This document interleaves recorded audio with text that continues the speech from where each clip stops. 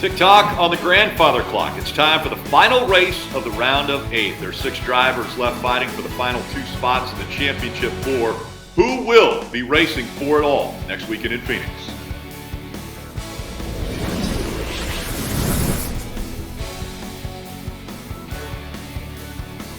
And alongside Brad Daugherty, Kyle Petty. Okay, guys, who gets those final 2 spots at Martinsville for that championship 4?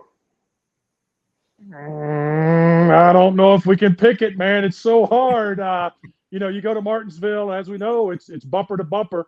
I'm looking at Denny Hamlin. Obviously, he's been good there in the past, but he hadn't won there in over 6 or 7 years. So I don't know. I think that Denny's going to come. His year has been outstanding. He's really been tough week in and week out. I would be surprised if Denny doesn't have a great day. And I've got this. I mean, Ryan Blaney has been so fast. Maybe this is the year he gets above and beyond and doesn't get disappointed and not make it to the final 4. So I would say Denny Hamlin and maybe Ryan Blaney. Maybe. I love the maybe. So listen. So here's what I say. Every time we go to Martinsville, we hear Denny Hamlin, Denny Hamlin, Denny Hamlin. Let me just throw 2 names at you. Jeff Gordon and Jimmy Johnson have won at Martinsville since Denny Hamlin has. Okay. Wow. So let me just throw that out there. Martin Truex has 3 wins. I think some of those other guys have 1 win apiece. Some of the other guys in the playoffs. My point is that's not Denny's playground anymore. It was at one point in time. So I think there's pressure on Denny Hamlin coming in here. I also think even though Martin Truex has won 3 races there recently, I think there's pressure on Martin Truex. This is going to test their mettle as a team. Can they climb back in? These are 2 guys that 90% of the population had in the final 4.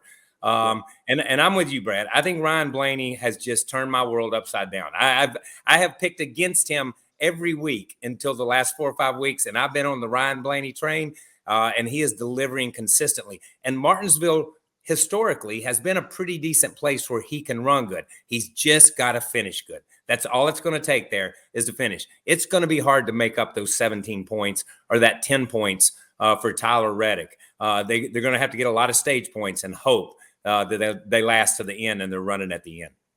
Are you guys feeling okay? Not one of you said William Byron. He's plus 30 points above the cut line, and neither of you think he's going to make it?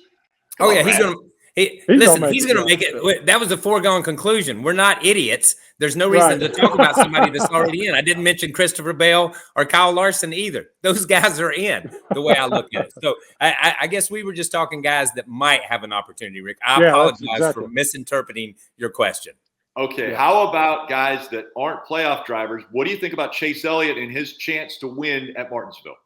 I think Chase Elliott's best chance to win at Martinsville is next year. What do you think? I think that's kind of the way I look at it. I'm sorry. You know what I mean? This year has been an abysmal year for Chase Elliott. And I don't want to get into owners playoffs and all that stuff, but my gosh, man, he's falling like a rock in the owners playoffs. Just put him in a playoff situation and he falls like a rock. And I don't really see, as I look around, you like to think that Joey Logano could go there. It's been a good place for him, but he's not running that well lately. You'd like to think that Brad Kay, somebody like that could jump in. Somebody could jump in and steal it. But I am telling you, man, when we get to the playoffs, and Brad knows this playing in the NBA playoffs so many times, it's a different level of play. And you just don't have that intensity when you're not in the playoffs. Yeah, I'm wondering about Chase Elliott. I'm wondering about Chase Elliott in general. He just doesn't seem to have the fire and the desire that we've seen out of him, to go to these racetracks and try to dominate. He's just kind of been mid-pack everywhere we go. He's been great at Martinsville, but I don't know who's going to show up. I think it's been an off year for Chase Elliott, obviously. And I would be surprised if he has a dominating day there. I think the season's over for Chase Elliott. And I think they've kind of packed up and moved on. All right. Well, you're going to have to tune in 2 o'clock on NBC. It is the final race of the round of 8. Thank you for joining us on this episode of Motormouths, presented by Toyota. Hi, I'm Parker Kligerman. For more access like this from Pit Road, be sure to click and subscribe to the Motorsports on NBC YouTube channel.